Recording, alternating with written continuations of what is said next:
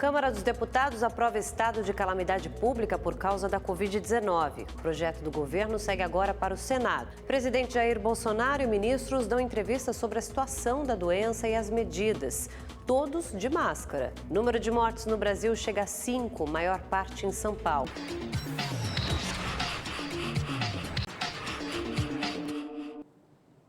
Olá, boa noite. A Câmara dos Deputados aprovou agora à noite o pedido do governo federal para que seja declarado estado de calamidade pública por causa da Covid-19. O texto segue agora para o Senado.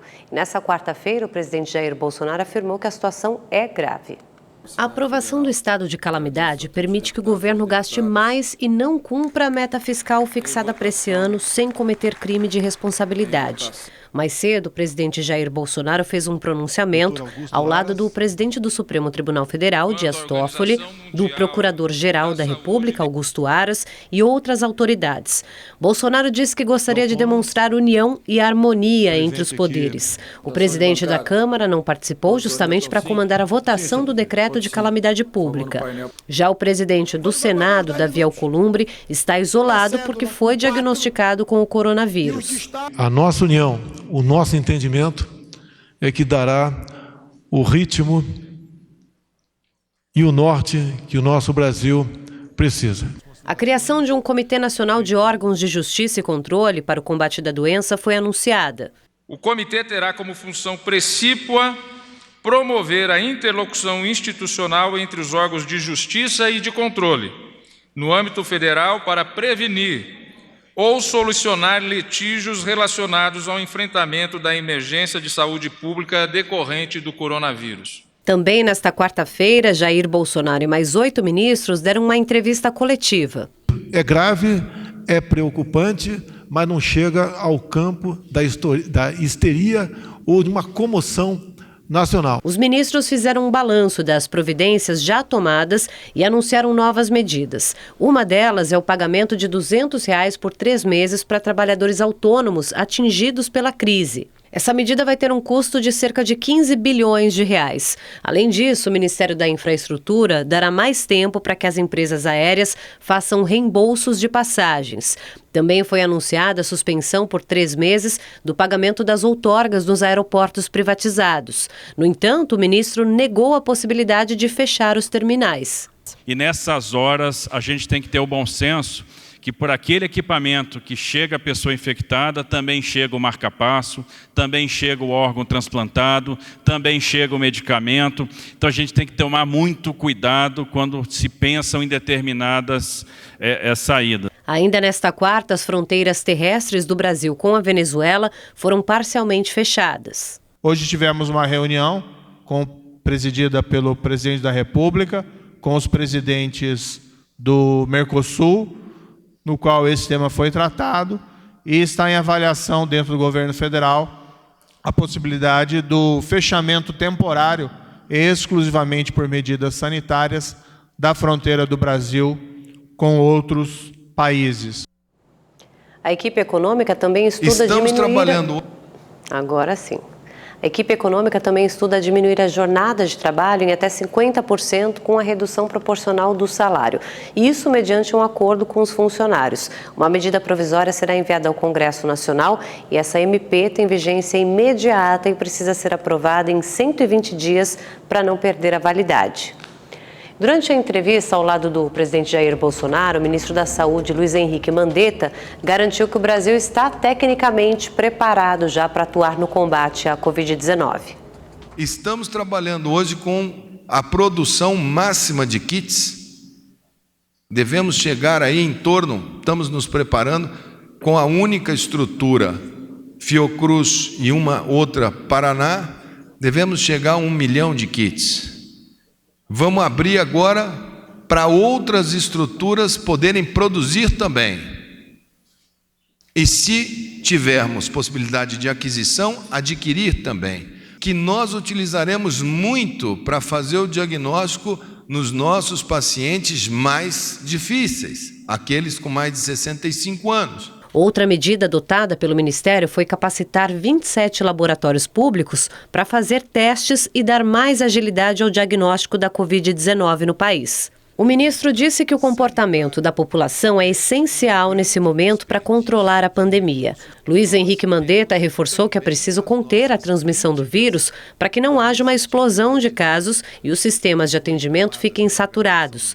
O ministro negou que todos os pacientes com sintomas serão testados. Mandetta criticou também a orientação da Organização Mundial da Saúde para que todos os pacientes passem por exames.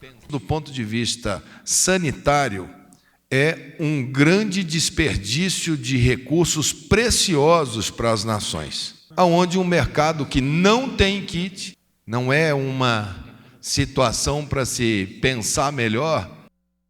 Vamos então ao último balanço da Covid-19 aqui no Brasil. São 428 casos confirmados. Com os dados da Secretaria de Saúde de 20 estados e Distrito Federal ainda não computados pelo Ministério da Saúde, esse número aí subiria para 529. 5 mortes até agora, 1 no Rio de Janeiro e 4 em São Paulo.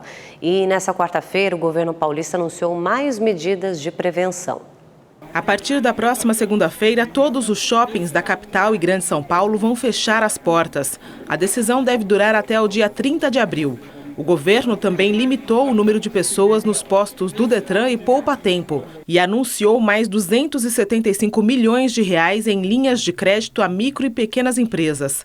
Em relação à campanha de vacinação contra a gripe antecipada para o próximo dia 23 de março, 1.000 farmácias do estado também vão receber e aplicar as doses para evitar a concentração de pessoas nos postos de saúde. Nessa quarta-feira, o estado de São Paulo registrou mais 3 óbitos pelo coronavírus. As vítimas tinham 65, 81 e 85 anos. Na primeira morte confirmada no início da semana, o paciente tinha 62 anos. Pessoas com mais de 60 anos não saiam das suas casas. No Rio de Janeiro, um dos principais pontos turísticos, o Bondinho do Pão de Açúcar, fechou as portas por pelo menos 15 dias. Outras atrações estão vazias. Em Niterói, o acesso às praias será bloqueado a partir desta quinta-feira. O governo vai construir 3 hospitais de campanha para atender os infectados. O objetivo é criar 600 leitos em até 2 meses. No Distrito Federal, um novo decreto suspendeu o atendimento ao público em shoppings, feiras populares e clubes. Ainda determinou o fechamento do zoológico, parques e casas noturnas. A Agência Nacional de Transportes Terrestres suspendeu as viagens rodoviárias internacionais de passageiros. Já o INSS irá priorizar nos próximos 15 dias atendimentos agendados e perícias médicas. O Supremo Tribunal Federal aprovou uma medida que permite mais julgamentos em plenário virtual. Dos ministros presentes, apenas Marco Aurélio Mello votou contra essa proposta. Agora, todos os processos podem ser submetidos a julgamento em ambiente presencial ou eletrônico. A decisão caberá ao relator. Também foi definido que as sessões presenciais vão ocorrer quinzenalmente nos próximos 60 dias.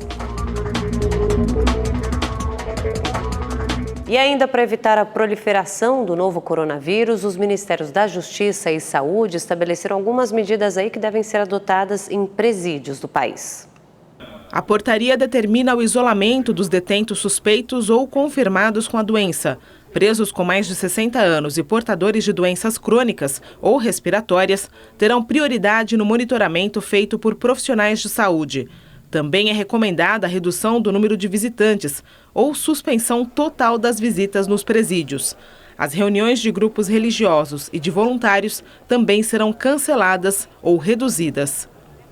Mais um dia de queda na Bolsa de Valores de São Paulo. Depois de recuar mais de 10%, o Circuit Breaker foi acionado e os negócios suspensos. Ao final do pregão, o Ibovespa despencou 10,35% aos 66.894 pontos, que é o menor patamar de fechamento desde agosto de 2017. E o dólar bateu um novo recorde, disparou 3,79% e encerrou o dia cotado a R$ 5,19. Olha só, depois do adiamento de competições importantes devido ao Covid-19, a FIFA confirmou quando vão acontecer a Copa América e a Eurocopa. Os 2 campeonatos serão disputados entre os dias 11 de junho e 11 de julho de 2021.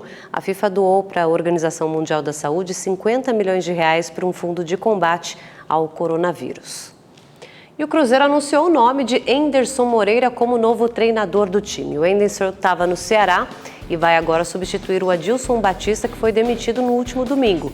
Moreira está viajando de carro de Fortaleza. Ele vai até Belo Horizonte num percurso aí de mais de 2.300 quilômetros.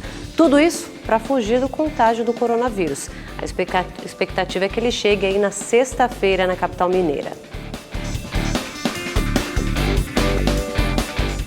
E um alívio para o Jorge Jesus, gente. O Flamengo informou na noite dessa quarta-feira que um novo exame feito no treinador português atestou resultado negativo para a Covid-19.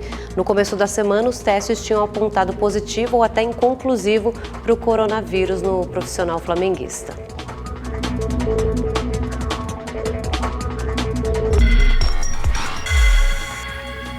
Três pessoas morreram durante uma tentativa de assalto a um açougue na zona sul de São Paulo. Essas imagens mostram o momento em que o gerente do local entra e tenta desativar o alarme. Nesse momento, os criminosos chegam pela porta e abordam um rapaz. Eles queriam abrir o cofre do estabelecimento, só que como a vítima não sabia a combinação da senha, os assaltantes saíram de lá. Um outro funcionário que chegava para trabalhar foi abordado e baleado. Severino Cabral, de 51 anos, morreu na hora. A quadrilha já era monitorada pela Polícia Civil, que chegou antes da fuga. Houve troca de tiros, 2 criminosos morreram e um ficou ferido. Outro foi preso. Um quinto integrante da quadrilha conseguiu escapar. Depois de 15 dias de buscas, o corpo da última vítima dos deslizamentos no Guarujá, no litoral de São Paulo, foi encontrado pelos bombeiros. Com isso, a corporação encerra os trabalhos no local. O corpo era de Evangleique Rodrigues de Oliveira, de 45 anos. Os 3 filhos dele também morreram na tragédia. Foram 45 vítimas fatais nos deslizamentos provocados por um temporal na madrugada do dia 3 de março. No Guarujá, os maiores estragos aconteceram nos morros Barreira do João Guarda e Macaco Molhado. Em Santos, houve 8 mortes. Em São Vicente, 3.